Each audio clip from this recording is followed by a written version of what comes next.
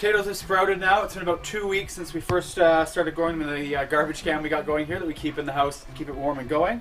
And as you can see, we're starting to get some sprouts out of here that are growing pretty tall, which is great. I don't know how well you can see it in there, but we've got a couple tall ones that are coming out there and then a few smaller ones down here. So we've just been waiting for those smaller ones all to come through, so at least reaching the surface and realizing where the light is before we sort of cover it up a little bit more. So we're just going to do another layer today, not to the top, but probably about halfway in between.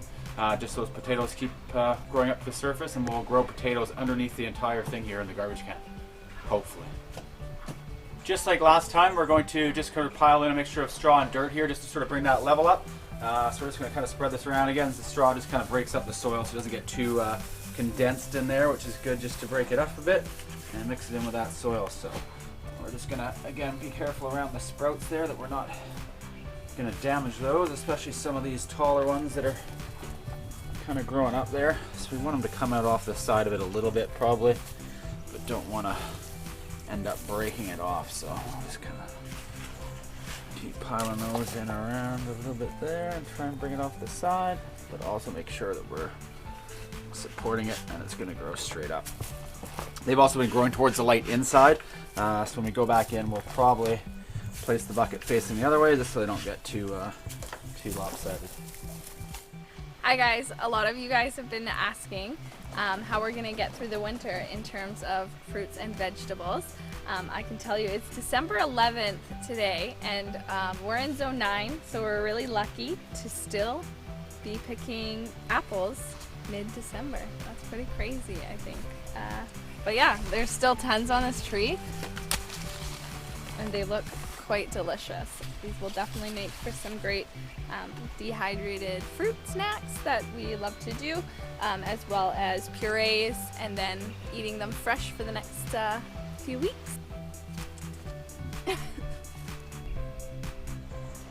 So like we mentioned when we were picking the apples, we are here in beautiful zone 9. You can see how gorgeous of a day it is today.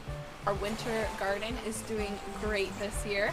I'll show you a couple of things we got on the go. So right here is our carrot patch. We have quite a few growing and a couple of them ready to come out.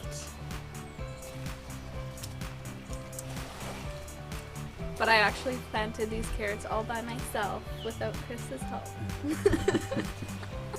And then right here we have our kale. Super delicious, makes for a hearty vegetable, and also sometimes we make kale chips with them, and they've been doing quite well. Pick off one of the stems so you can see. Added into our lunch today, but no signs on this one of any little critters getting into it, so we're doing good so far. Next we'll go over here to the beets. These ones are doing quite well as well. Maybe we'll leave them in the ground just because they are doing so well. The leaves don't look super great, but you can see the bulbs coming out there, indicating that they're doing awesome. Down here we have rutabagas, also doing really great in our winter garden. See there. I'm quite excited to harvest these ones. I used to make rutabaga chips before this, so I'm interested to see if they turn out the same or similar, and how the air fryer works with those ones. In the corner here we have a little bit of lettuce. We like to add into our kale salads once in a while. Just a nice different type of greenery for us to enjoy. That's kind of what we got going on in this section. We'll head over and check out the broccoli now. So this is our broccoli patch, and we have a few heads of broccoli that are doing quite well. They have been a little bit taken over by some of the slugs in our garden that we've been quite diligent about keeping them away, but it has been hard. These ones are still doing well though, and I'm sure we'll get some nice florets off of it. I'm so excited for broccoli. I don't think my 5-year-old self thought I would ever say that in my life, but I'm so excited for broccoli. In our earlier episode, we did show you a bit of the decimation that happened in our garden, unfortunately. We did not take those plants out and we left them just to see how they would do. And they're not doing too bad, actually. We got some pak choy in here, as well as some rutabaga, some kale also over here. We're just leaving that, seeing how it's doing. The rutabaga isn't doing too bad. It's not huge, but it is a little bit extra that we weren't planning on getting, so that's quite exciting. So, unfortunately, blueberries do not grow in the winter, so we did have to put our blueberry patch to bed. We put straw just around the bottom of it. That'll help keep out any weeds during the winter, and then it will be ready to go for next spring. Blueberries are my favorite. Morning guys, so just about to head off for the day here. It is December 12th today. Oh, our duck's on the beach, look at that. It's December 12th today, and I'm going off to learn about tapping maple trees, make some maple syrup. There's a guy on the island who does this, and he's agreed to show me how to do it, because I've never done it before and we want to do it. And while it is still beautiful weather, as we showed you earlier with Steph picking apples this week, it is starting to get cold at nights, which is kind of the temperature fluctuation that you want. If you want to start tapping for sap, you need it to kind of warm up during the day and get pretty cold at night, so it gets that kind of movement of sap throughout the tree. So we're going to take off and see how that goes. All right, so we're out here today. We have Peter, one of the Pender Island locals, who's very graciously allowed me to come and watch him tap his maple trees before we tap ours, just so we can see what's going on here. So we have a nice big broadleaf maple that we're going to tap here. And apparently you want about 10 to 18 inches in diameter. And we're kind of at the temperature now where we're getting those colder nights and warming up during the day, where we'll hopefully get some sap movement. So we're just kind of drilling our hole in here, and then we'll be inserting our tap in and going from there. So you want to get the sawdust out of the hole, Okay. because it can plug your tap. Right. And sometimes when you drill a hole, the wood is damp. That means the sap is actually starting to flow already. This is That's a fairly good dry, sign. so it's not. Okay. And going about 2 inches deep into the tree? Approximately 2 inches deep, Yeah. and you start and you drill uphill. Right, so it drains down. So That it makes drains, sense. yeah. Here's my tap. Perfect. And just put it into the hole, and you tap it till it's snug. Okay, not too far in, eh? No. Just nice and tight. If you end up having to go too far in your holes to dig, Right. cut a little half moon and a dot. The half moon goes over the spout and the dot goes into the clip. Oh, okay, yeah. This one has several because I didn't like what I did and just cut a new one. Okay. It's not exactly high tech. And recycling bottles.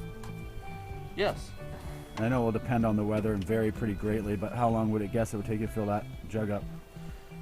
It will generally take, once the sap moves, in a week it will be full. But the sap might only run for 5 minutes and then stop. Right. So it's, Totally depends. yeah. Everything I've also read says do not use a spade bit. Spade bit will seal the cell walls. Oh, that makes sense because it pushes it all around the outside. Yeah. Yeah. No. That's probably what I was going to use, so I'm glad you said that. So how bad that is, I don't know. I've never tried that one. Yeah. So. That makes sense though.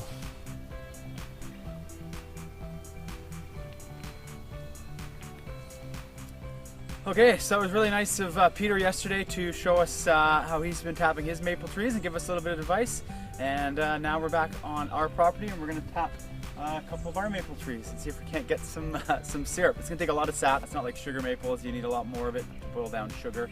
Apparently about 40 to 1. So we'll start small and see how much we get. We've got our tree here, and from some of the things I've read, you want to find a major branch.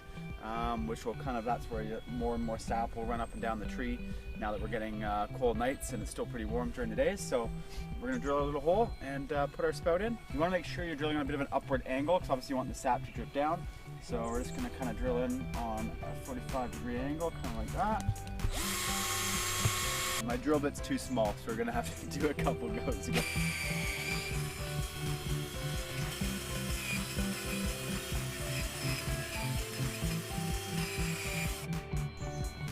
Okay, that kind of looks like what we want. Just spout that into there.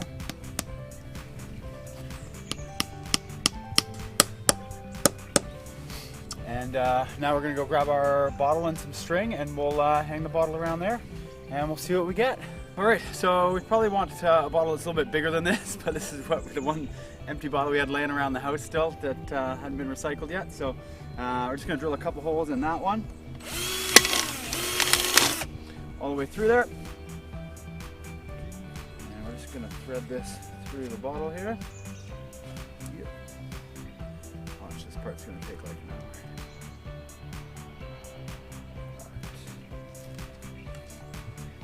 Alright. So, just want that kind of hang under that spout there. Perfect, that worked well.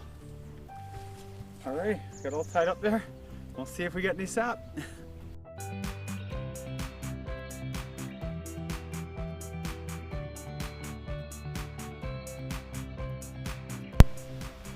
We're really... Very place to go. Hi guys, this is what you guys... Start again.